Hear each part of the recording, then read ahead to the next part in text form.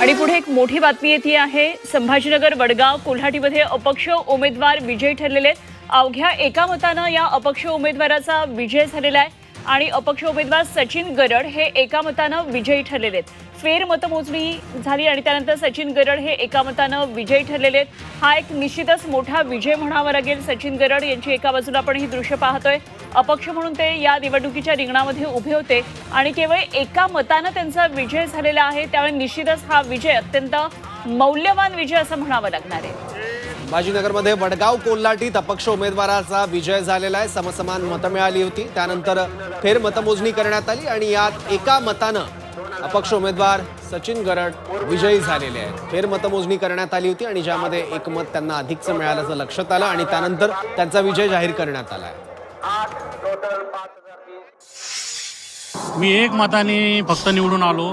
मी आधी 17 मताची 11व्या फेरीत मला लीड होती। 16 मतदान पोस्टलचं बाकी होतं। समोरच्या उमेदवाराला पोस्टलचं 16चे 16 मतदान पडलं आणि मला एकनी लीड झाली। त्यांनी रिकाउंटिंगची अर्ज दिला। आम्ही सामंजस्याने रिकाउंटिंग पण केली।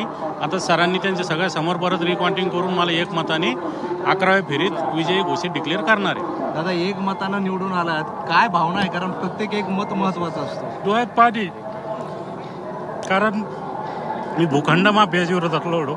मी अपक्ष भाजप